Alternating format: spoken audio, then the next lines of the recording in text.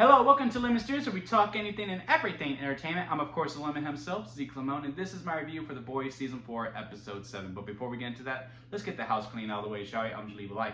Comment below, let me know your thoughts on this week's episode of The Boys, and of course, hit that subscribe button as it helps me grow into my YouTube career. I would greatly appreciate it. Now, with all that out of the way, let's get into the review, shall we? So, man, this show has been absolutely stellar. I've said it time and time again. I think it's between here and House of the Dragon that is going to be the #1 show of 2024. I mean, unless they really crap the bed in the finale, I'm already going to put this at #1 once it locks up, and then we'll see once House of the Dragon ends where they match up.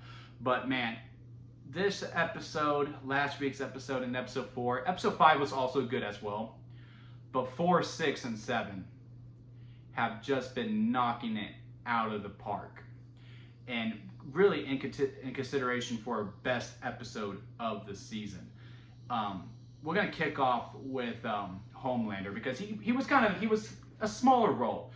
That was another thing I appreciated. Like, I feel like we haven't had just the Boys episode in quite a minute. Like, it was always an ensemble, but like just focusing on that ensemble with literally everyone's back. Yeah, sure, they're all kind of doing their own thing, but it was really good having them all back together just for a brief moment. It was really good to see, but we still have some soup storylines, so we'll focus on them first. Homelander, he's looking for the leak.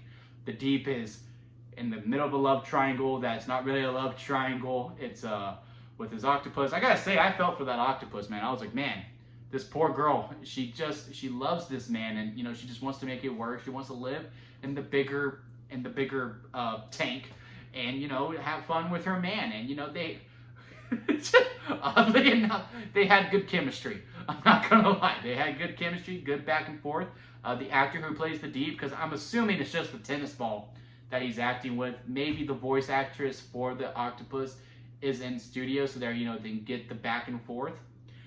But man, he was acting phenomenal. Like, it really felt like that octopus was there, and how, you know, he ended up choosing Sage because that's a human, and there's more to play with, I guess, with her, and he kills the octopus. And I was like, Jesus Christ.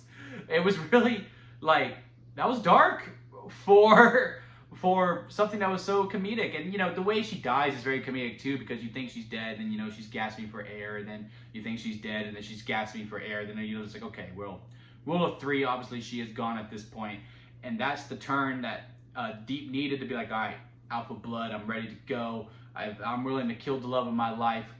Who do you think I'm willing to do against our enemies? And, you know, he's going full throttle to the Boys' headquarters, and we'll get more into that scene in a little bit, because to me it was the best scene in the whole entire show.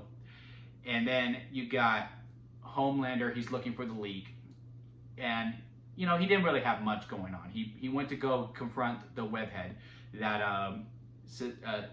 not Sister Sage, that Firecracker guy, and said, look, he confessed to everything, and rips him in half. Firecracker's obviously very scared, but still very much loves Homelander. That was wild to me. I thought this would be like a turn that she would be doing, to be like, oh, okay, I don't know what I got myself into. I'm kind of scared, I'm not gonna lie. But nope, she stays full committed to him, and then Sage is losing the power. Ashley's starting to talk more. Then once Sage comes in, okay, Ashley, you can go, but she's slowly getting it back. And then you got A-Train and Ashley thinking about running away together, but they don't. She doesn't have it in her, which, man, I hope she does. I hope she does find the urge to finally just quit, send in the resignation, and just go. And just live her dreams in Florida, wherever it was that she was living abroad in college. And yeah, the storylines were good. They were interesting. I mean, it really picked up in the ending with them once, you know, they found out A-Train was the leak.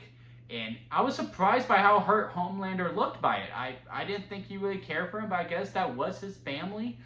Again, just this Homelander just keeps putting us on our toes, because when Sage comes out and she goes, yes, I knew he was the leak. I was like, well, you're done.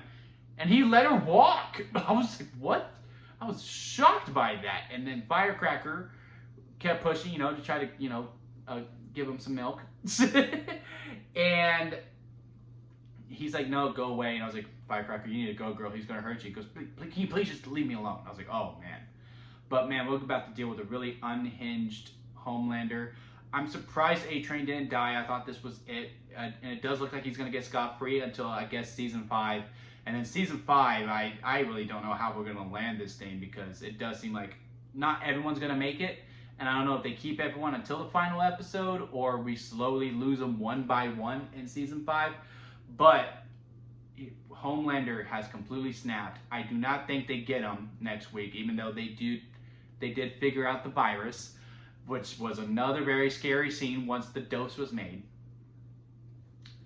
And now the boys have a lot of momentum. Homelander is down. Like, it's really different. Usually, like, the Supes have all the control and they have all the momentum going into the finale. And the boys are, fighting from behind. And then, it kind of ends on a living playing field. It's the one time that's kind of completely flipped. I feel like the boys have all the momentum, while the Supes, or Homelander in particular, he's down for the count. And it's going to be really interesting to see how they finish this off. But then, yes, on the boys' side, they were all back together. Kimiko and Frenchie were back together. Really loved their scene that they had where she was like, dude, I came over to see you every single day. How dare you say that you missed me? Because I came over. You had your chance. And then him going, look, you won't understand all these different things. She goes, yeah, I know. I know. And then her coming clean about why she can't talk because she feels so bad about the things that she's done. Again, tying back into what she was going through in the first 3 episodes with, dealing with the people with the trafficking that were kidnapping the kids and, making them into their plan. I don't see that fully coming back into play. Maybe that's something for season 5. They touched on it in this season, but then it'll become a big vocal point in season 5 where, maybe she does talk again before maybe she bites it, which I hope not. I love Kimiko. She's one of my favorite characters in the whole entire show, along with Eminem. And Eminem's journey, being like, look, I passed out. I don't think being a leader is really for me because I have been in hives. I don't feel like I'm in control. And again, I passed out, I had a panic attack. Butcher, you have it back. But it does seem like he did start to take control again. And, he was being a true leader towards the end when he going, look, why are we so down? We have made a lot of momentum with very little. We have a chance here. A maybe is better than not possible. So let's get to work. And it was very good, just, again, a full-on arc within an episode. Again, that was built up in previous episodes, but really given focus here. And I also like the scene between Eminem and Mother's Milk as well. Before Eminem's about to go out, he finally gets everything that he wanted. And man, part of me did want him to get on that plane because I do want Eminem to be happy. But selfishly, I want him to stay around because I love the character and I like seeing what he's doing. But man, that conversation in A-Train, beautiful performance by the actor as well, going, look, when I dropped you off, there was a kid who smiled at me and, he actually thought I was a hero. And there was no press, there was not any of these things. It was just this one kid staring. No one even knows that I did it.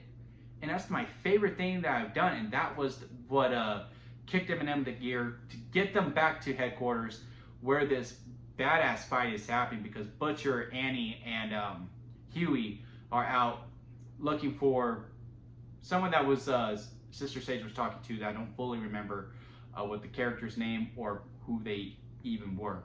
But it is tying into January 6th, with it's very fitting for the boys, right? That the finale is gonna culminate within a very real political thing that happened years ago. That is a big moment for us on January 6th.